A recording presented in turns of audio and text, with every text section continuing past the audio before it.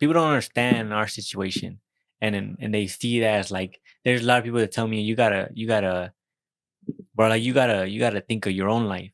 Like I understand that you're your little brother and the situation you're in, but he said you gotta think about your own happiness. You gotta think about your own future. And then I'm like, I understand. I understand why you're saying that, but that doesn't translate over to me. Yeah. Like my head's completely that's for me, that's wrong and that's evil.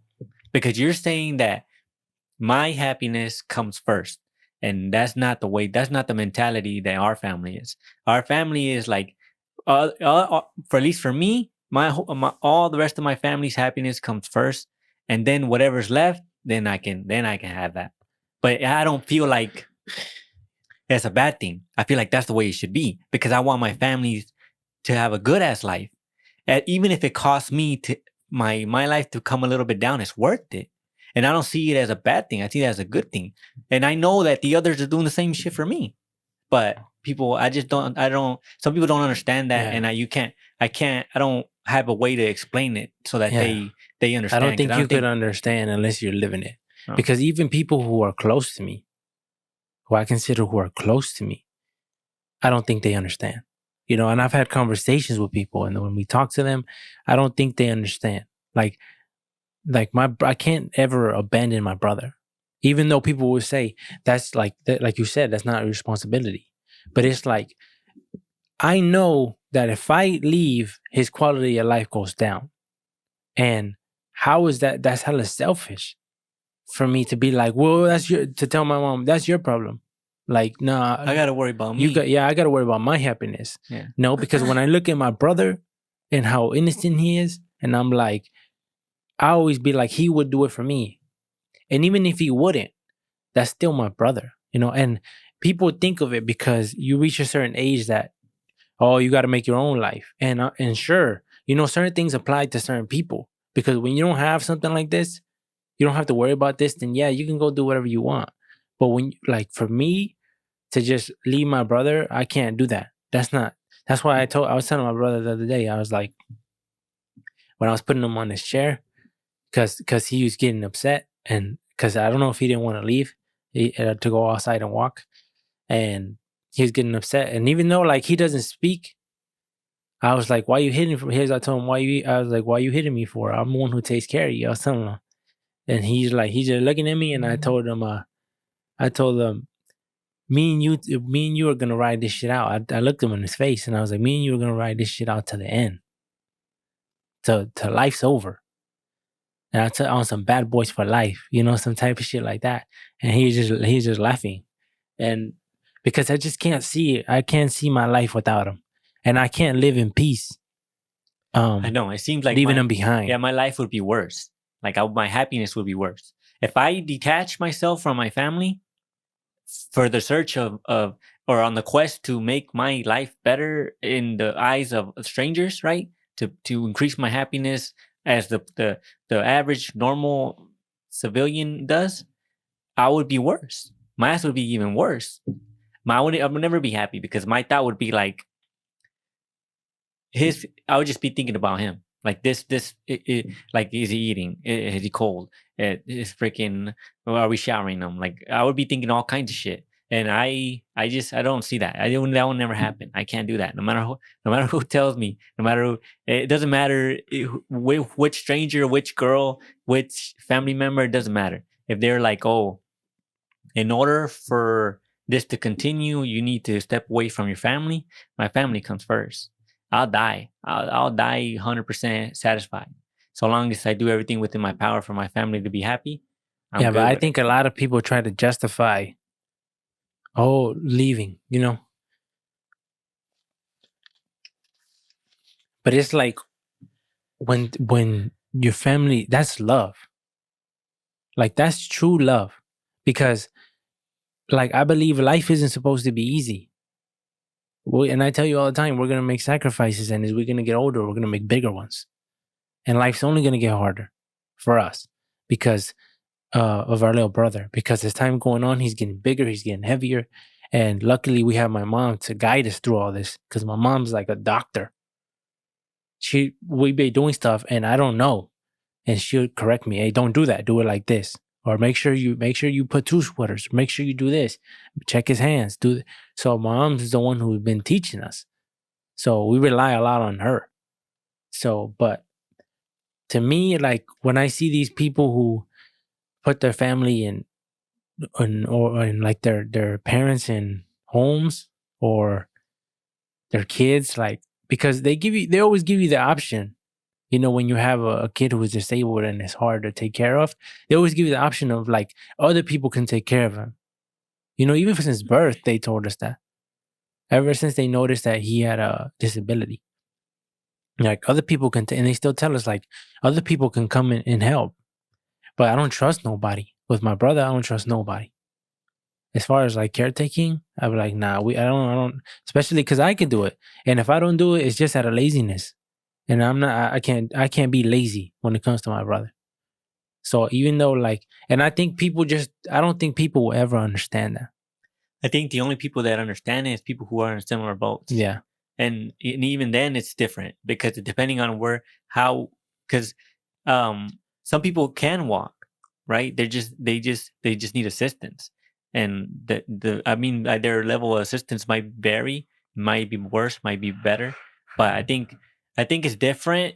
And I've never met anyone like that I met when we went to school. Obviously, we met a lot of parents that had similar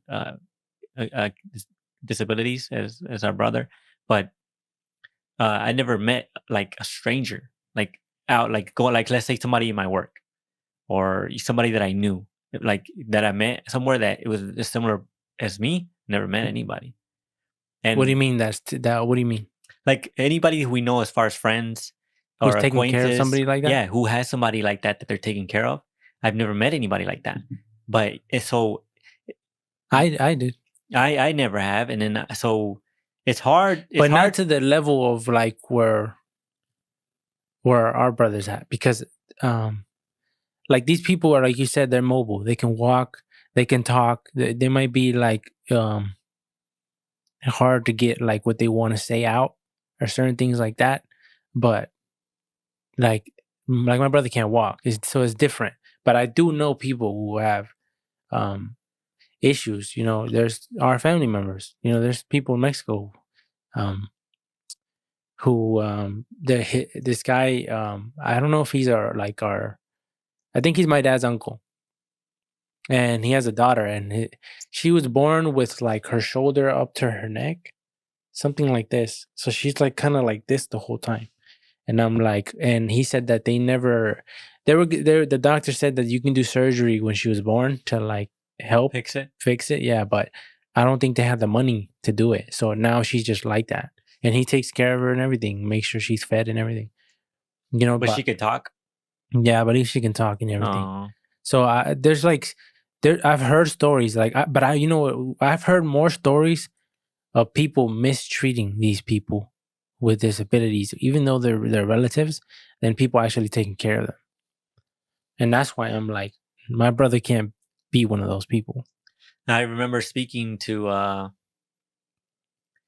I think I don't know who it was, if it was in school or I forgot who I spoke to, and I was like, they were telling me about they were talking about Alex, our little brother, and they were saying like his condition and how he was and this and that, and they were saying like maybe he was one of his doctors, I don't remember, but they were telling me that we take really good care of him, that they can see it, and then I remember thinking like, man, I think he, as far as family, I feel like he hit the jackpot when it came to family because he's got perfect everything damn near, and like he's got both of us, right, for manpower to help him, like get him around, shower him, clean him, do all that, so we can pick him up. We still because he's heavier now, and it takes work to take him outdoors, take him to the playground, take him do all that, so he can come down the slide. You got to carry his ass up there, let him, and then it's a repetition. You need men for that,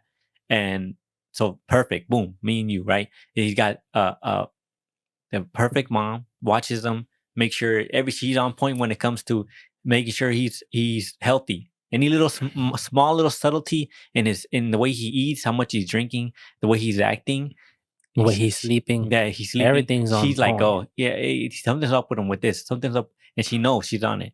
And then she got my dad, which is just another dude right here, help manpower. And then for whatever reason, Alex loves the hell out of my dad whenever he sees him, and he's always grabbing him. Like I seen him today after he got out of the shower, he was grabbing him, and he like he gives him a strong ass kiss, like a wet ass to his forehead. Yeah. And I'm like, I think because he don't see him, he don't see him as much as he sees my mom, so that's why. But you would think it'd be the opposite, huh? Like whenever you see when you're with someone all day, maybe he just appreciates him more because he doesn't get to see him as much. So I don't know, but you can tell though. That's why I'm like, I remember thinking like he hit the jackpot, like perfect, because I'm not gonna abandon him. You're not gonna abandon him. None of our family is gonna abandon him, and other people would say, okay, hey, I gotta do me. Yeah. And he got lucky where he's like, nobody's willing to do that. Yeah. Everybody's willing to. We're all on the ride, like forever, And one thing I never understood is the people who actually know us or actually been in our house and seen, who have an idea, because I don't think they'll never fully understand, but who have an idea of how, what it takes to take care of them. I've heard it from them. Them tell me like, you should think about your own life, like. And it's like, I'm like, what? Like, cause in my head, I'm like, if anything, I think you understand, cause you've seen it. You're no longer outside looking in. You're inside, but not really, I guess, cause you don't really see everything. But the fact you're telling me that, I'm like, what? Like, I understand what people say, but like to me, life's not supposed to be easy.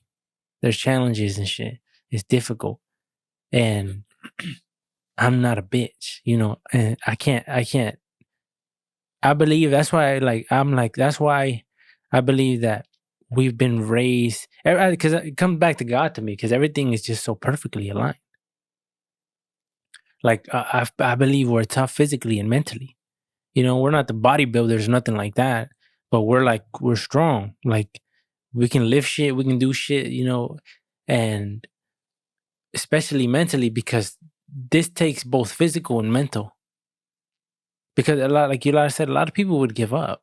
I've heard we talked about here before about the mother who gave up on her kid, and his kid had a seizure, and she just left him there, and he died. And then afterwards they're like, I regret it and this, whatever. But it's like, and I understand because it's a lot of work, and sometimes I never thought of this, but I just try to there's no justifying what they did, But the only thing you can do is think of because if some people don't have the help, because they were a team, and the people who don't have a team, it can be a lot for them. Because we understand how much work it is. When you're somebody's doing it solo, which I know there's got to be a lot of people that do it. It's like hats off to them, because it's like they're on another level of mental strength and fit. I'm sure their body aches from doing it solo, doing everything by themselves, and to not have help. Sometimes it's this it's not a lifestyle, but this life that we have, which I don't see as a bad life. I think we miles and miles of I feel like our life is miles ahead of where it could have gone, and I'm hella grateful for what we have. I feel like we won. So I don't. I'm not complaining. I think my life's ideal, and what the fuck was I talking about? Oh yeah, when you see these people, like sometimes it's nice when you have somebody to pick up a little bit of the weight. Sometimes it's like damn, it's tight because you're not alone, and you can just being able to conversate with somebody about plans, how you're gonna tackle stuff is a huge help. And when you gotta tackle everything by yourself, and on top of that you gotta deal with life shit, random stupid shit that happens. Or money shit when you're not financially there and you're doing all this shit by yourself. I can see how because I know what that weight would feel like. Well, I don't know, but I can only imagine, and I'm that's why I come back to damn, I'm hella thankful for what I have. And it's good that we have this type of perspective, because a lot of people wouldn't have them. Like we always say, we got it good, everything's perfect, but there's with him, there's been pain too. Like, and I think people overlook that because it's like, he's had to have surgeries, and like when he had surgeries on his legs, and when I seen him crying in pain afterwards, like that shit's heartbreaking. So it's like people don't understand that. That's why people say, like, I mentioned in my songs a lot, like that I've been heartbroken, and a lot of people assume it's by a girl because I had a previous relationship and it didn't work out, right? People assume that, but when I say I'm heartbroken, no, I've been heartbroken already. You can't break what's already broken. And my mom always says that to me, like, people will never understand the pain that comes with him. And it's like we don't really tap into that emotional side because we're always like, it is what it is. We don't complain about our cards. We got our cards and we're gonna play them. But like the scene, like, because my brother in pain, now give that to me plus 100. That's why it's hella. Like, I don't think people understand that side of it, and and the realities of it, and the things that when you think of it, like, we're never gonna be able to have a real conversation with them ever. So you think of a lot of things like that, and it's easy because that's why I don't. If you dwell on shit, I understand if it could put you in a sad mood, but like maybe that's why we're so grateful. Because a lot of people I know who say they're sad, I'm not trying to say they're not sad, but I feel like your perspective is fucked up. How is it that I can be happy? I'm happy as hell. I'm hella happy. Homeboy upstairs, Alex, little brother, he always happy. Yeah, he's always good. He's always happy. And that's what, like, and I would always be sad for him, like, because I would always think, like, man, my brother would never get married, or he'll never have these things like that we refer to as a normal life, right? He'll never have these things. But my mom told me in his head, he's happy. He doesn't know. Like, he has everything in his head. He's normal. He's everything is perfect for him. So when I thought about that, it was like, oh, kind of put my mind at ease. Because he's not aware, like, yeah, he's not aware that he don't really even care. Yeah, he thinks this is normal. Yeah, this is his life. Head, this is normal Earth, and this is just what we do. He's like, and it's just his life is just what it is, and he has no. It's like when you never learn to see, like you don't know what. Yeah, like, you don't know. I mean, it's not even. It's not even. I guess not that because you still something's off, but it's like everybody's blind to him. But too, like, yeah, but too, I wonder what he thinks though, because he crawls around and he's all the time he's looking up to us, and even people who are younger than him, because they're on their feet and he's not. He has to crawl. He's looking up, So I wonder what he thinks. And we've had the question from our nephews, like, isn't Alex older than me? And I would be like, yeah. And they would be like, why can't he walk? And it's because they don't understand, we have to explain it to them. But they still don't really understand. They don't understand really, like, what's going on. And it's just going to take time.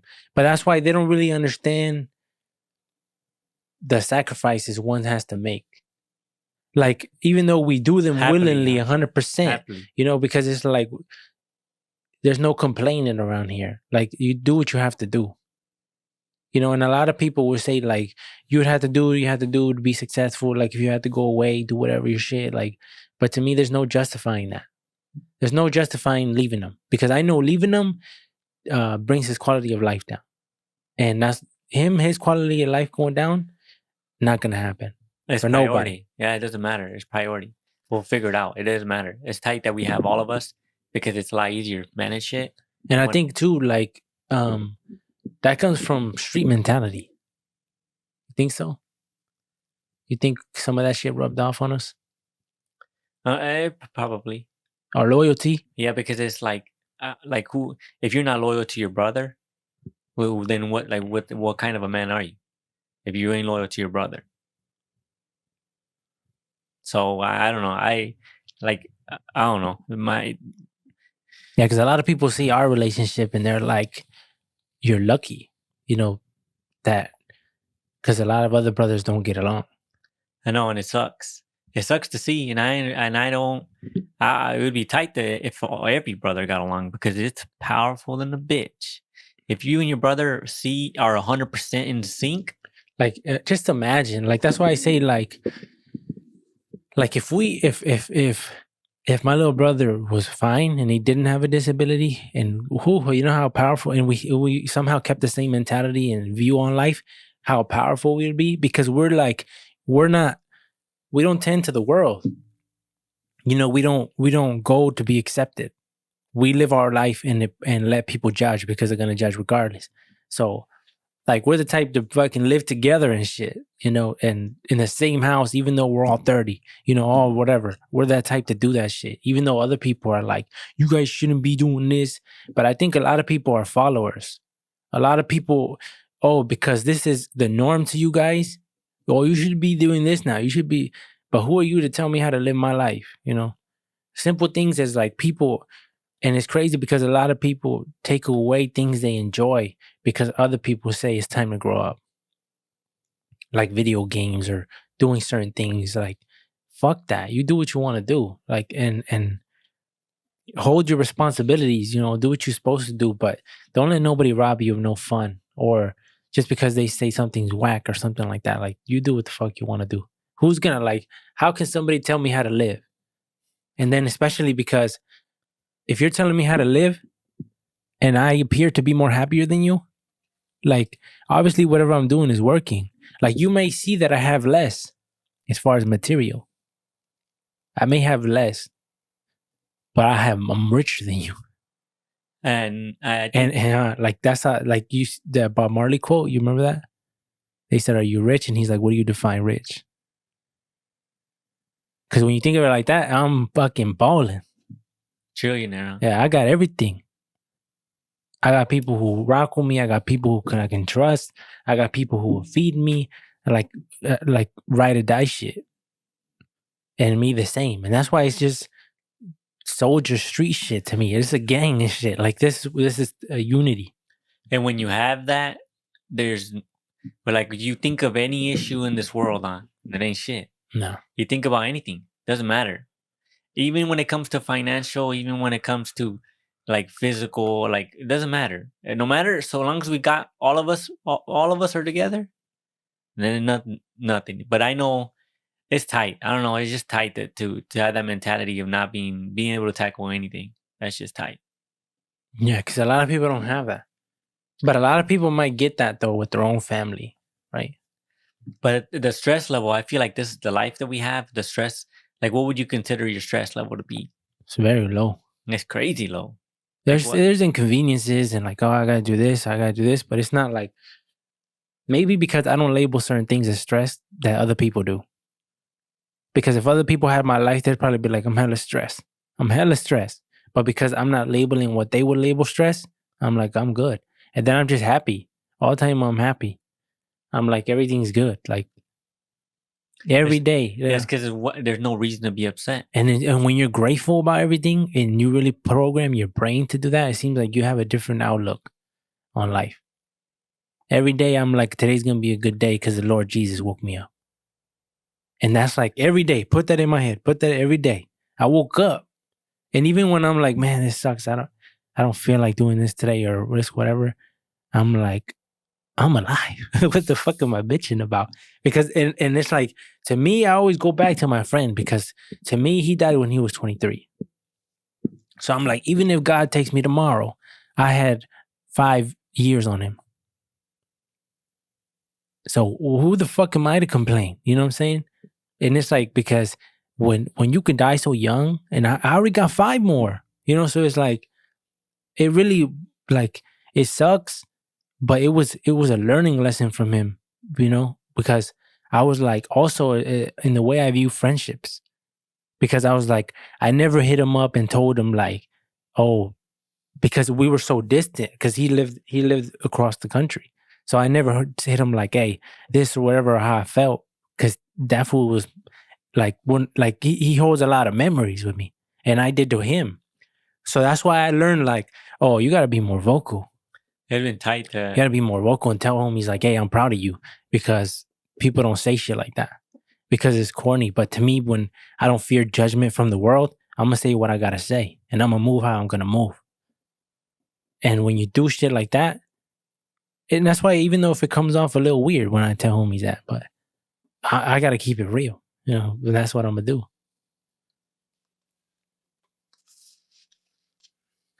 Imagine to have him on. To have him on here, I'm gonna tie him. it'd been hella tight because we would be able to dive into the meat and bones of a lot of the shit that really made us, and really because I say Stockton transformed me, but Stockton transformed him, because when we look at it, we were two kids from Stockton, like good, raised good, from a good home, both parents in the household. It seems like very uncommon. Like a lot of times when you hear street shit, it's people with a dysfunctional family, who dad left or mom's gone or somebody's doing drugs and stuff like that. Yeah, we both had our both parents. They were good parents. They taught us a lot of stuff. So it was really like on just surviving the environment that we're in, without even really knowing, like, this is life. This is just life. We didn't think like it seemed like we didn't know this was like, there was a better way, 5 hours away from here in a different place. We just knew this is life, and we adjusted to it. We adjusted and handled this shit as men, even though we were kids, as young men. That's why I think it'd be tight to have him on, because there'd be a lot of shit that he can confirm. And not even that, he would probably bring up shit that I don't even remember. So that shit would be tight. So that's why, I think, like, because I feel like Stockton was such a short period of time, yet the impact it had was crazy. Because because people see us and they don't see Michigan. Here? Yeah, when people see me, they don't see Michigan. They're like, oh, he's in Michigan. No. Yeah, who are you? I'm like, you're out of the pocket here. You look a little different. Yeah. I think just because they're not very. I mean, the it seemed like the uptick on white people here was crazy. The jump from over there, because it seemed like over there you see everything. You white, Not really. Asian, You would see black, more Mexican, though.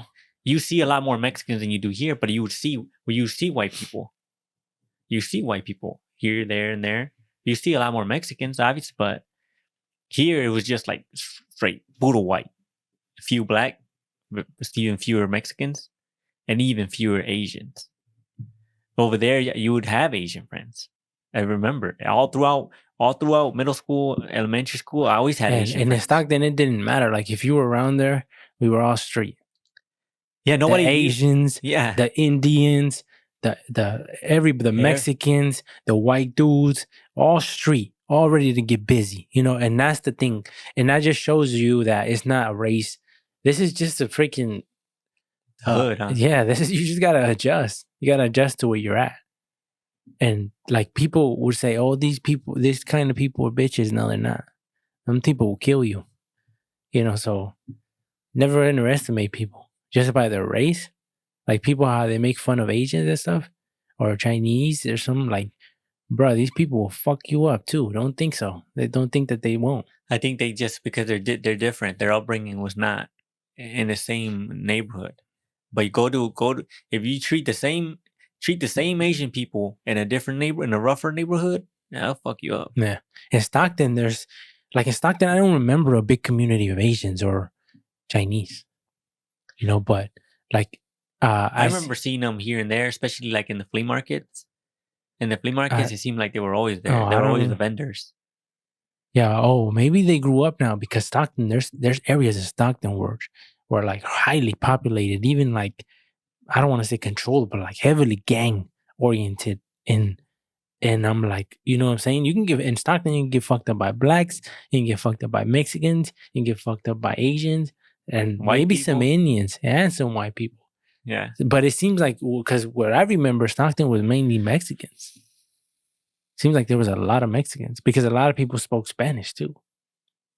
Yeah, because you see them everywhere. You would see Mexicans everywhere.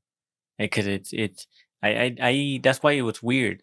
It was super weird when we came to Michigan, and you see it opened my eyes to the world is not, because my world was only Stockton, but in my head, that's how it is everywhere. I never thought like there's the quality of life, or like I thought that this is how all kids everywhere in the world are like this, and it's like you got to just be careful. That's just how the world was, and then you come here and it's like it's miles underneath. Like everybody is like, so long as you keep to yourself, You're good. the odds of somebody fuck with you are low.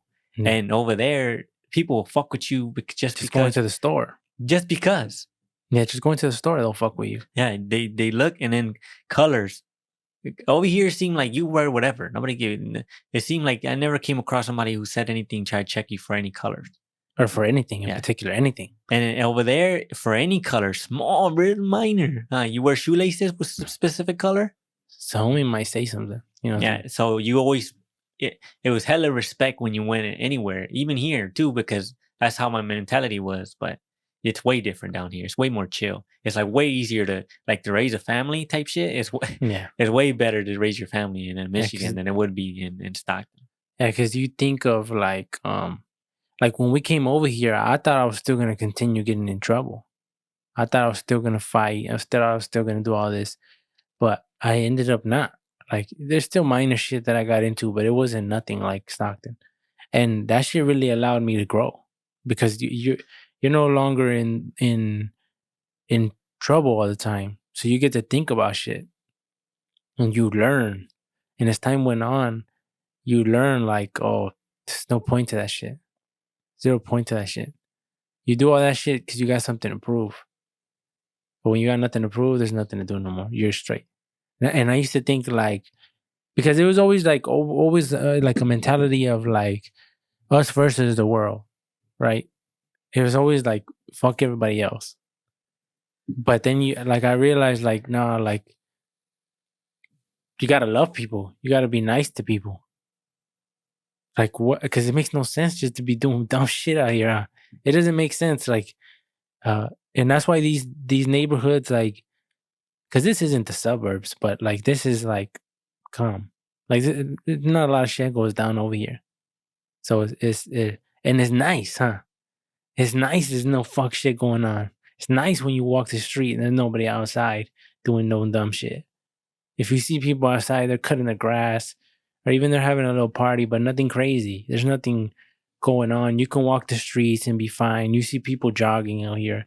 Not as like where my sister lives. That shit's suburbs. Like, because when I went over there, I'm like, yeah, kids are walking down blocks and going into other kids' houses and doing all these things, and the parents come over to meet your other parents, and like that shit's crazy. People nonstop walking on the sidewalks. Women even walking their dog in the afternoons, late afternoons by themselves, and it's like that shit wouldn't happen.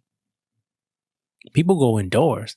In Stockton, even I think it's my dad's friend. He's like, yeah, when it gets dark, we don't go outside. We go inside, we don't go outside no more, because that's when the shit happens. He's like, in the daytime, you're pretty much good. As long as you don't mess with nobody, you don't do nothing, you're good. But in the nighttime, you go indoors. You don't be out here at 2 a.m. and shit like that, because that's when you get into some shit. I know, and it doesn't matter if you're affiliated or not. Huh? It's just you're out. You're just eventually fine, because people just looking for shit. There's motherfuckers that just leave and just search for shit, huh? Like, what are you doing? Thank you for listening to the AB podcast. You can follow us in the links below. All our social medias are linked there. If you want to buy some merch, the merch that we're usually wearing in the podcast, you can buy it as well. The link will be below.